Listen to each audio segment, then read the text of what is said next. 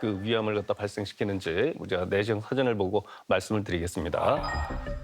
첫 번째는 정상적인 위점막인데요. 이 정상적인 위점막에서 염증이 이제 점차 진행되게 되면요, 위점막이 얇아지는 위축성 위염으로 갑니다. 여기서 이제 염증이 이제 점차적으로 더 지속이 되면 이제 장상피하생으로 넘어가죠. 장상피하생으로 넘어가면 위암 발생이 무려 11배나 높아지고 그 다음에는 이제 이형성으로 넘어갑니다. 위험성이라는 건 이제 암 전 단계예요. 그러니까 전암 단계라고 얘기를 하죠. 그럼 100% 위험으로 가기 때문에 저때 발견되면 반드시 내시경으로 제거를 해줘야 되고요. 그래서 최종적으로는 그 위암까지 발생하게 됩니다. 위암일 경우에는 이 상복부 이제 불편감이 있으시면서 그다음에 점차적으로 식욕부진, 그다음에 체중 감소 등이 나타나는데요. 거기에 더불어서 전에 없던 빈혈이 생긴다 그러면 이건 위암을 반드시 의심해야 될 소견 중에 하나입니다. 죄송합니다만 임병기 씨 아까 장상피 화상이랑 쭉 그림 보셨잖아요. 네네. 위암이랑. 예. 그 전에 검사하셨을 때는 장상피 화상이나 이런 게 있으셨어요? 아니요. 조금 전에 선생님 말씀하신 이형 성종 성종. 예, 그 있었어요. 저 이형 성종이 있으셨어요? 예, 있었죠. 예. 그래서 이제 위암으로 가신 거네요. 예, 그렇죠. 예. 이형 성종이 있을 때 저보고 조심하라고 몇 번 그랬거든요, 병원에서. 예, 근데 그게 지금 저 선생님이 말씀하시는 것처럼 저런 순서로 가는 줄 알았으면 나도 좀 조심했을 텐데 저런 순서를 모르고 그냥 뭐 대충 낫겠지. 그러니까 저 네 번째까지 갈 때까지는 그냥 그러려니 하고 갔다가 그렇죠. 네 번째 발견을 한 거군요. 그렇죠. 예.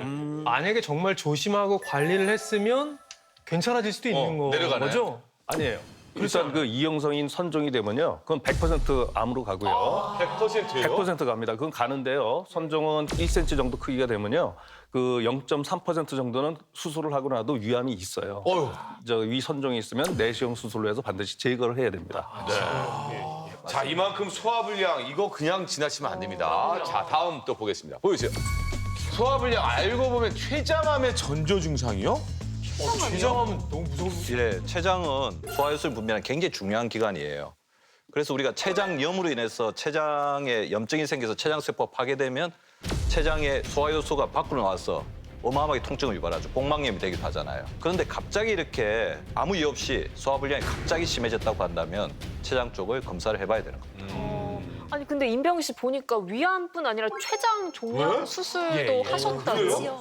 그러니까 그때 생각하면 좀 기가 막힌 게 그때 제가 그 K본부의 태조왕건이라는 드라마를 그거는 그게 한 2년 가까이 찍었던 드라마인데 예, 그거 할 때 제가 췌장 종양 판정을 받은 거예요. 보통 이런 병은 한 철을 못 넘기고 길게 살면 보통 180일 정도 한다. 예. 6개월이요? 예. 그래서 내가 췌장 가운데 부분인데 거기 이제 부패 현상이 오니까 이거 빨리 수술해야 된다. 그래갖고 이제 췌장을 꺼내서 췌장 가운데 부분을 이제 절제하고 예, 그래서 그렇게 이렇게 좀 분리돼 있죠. 큰 수술하셨네요. 이 췌장암은 미리 전조 증상도 없고 걸리면은 힘들다. 그게 췌장암인데. 야, 그래도 아주 발견 잘했네요. 예, 그래서 저는 그때 이미 담배도 끊었고 그리고 제가 당뇨나 고혈압도 없고 그리고 그런 췌장 그런 거 생각지도 못했죠. 예. 그래서 그냥 조용히 맞이한 거죠. 예. 그러니까 이게 췌장암이 이제 위암과는 달리 이게 조기 발견이 어렵다는 게 가장 큰 문제입니다. 우리가 췌장암은 진행이 얼마나 빠르냐면 1기에서 4기까지 이제 진행하는데 채 1년에 안 걸립니다. 근데 1기와 4기의 5년 생존율이 무려 10배가 차이가 나죠.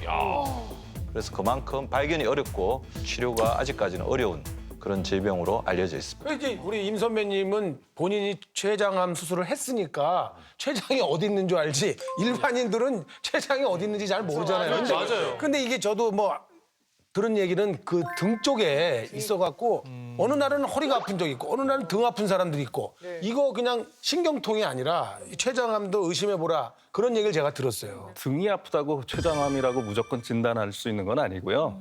그 췌장암과 연관된 그 소화불량 증상들이 있는지 확인을 하고 그걸 갖다 꼼꼼히 확인해 봐야지 이제 췌장암 진단을 하기 위한 검사를 들어가는 거고요. 등만 아프다고 해서 반드시 췌장암이 있는 건 아닙니다.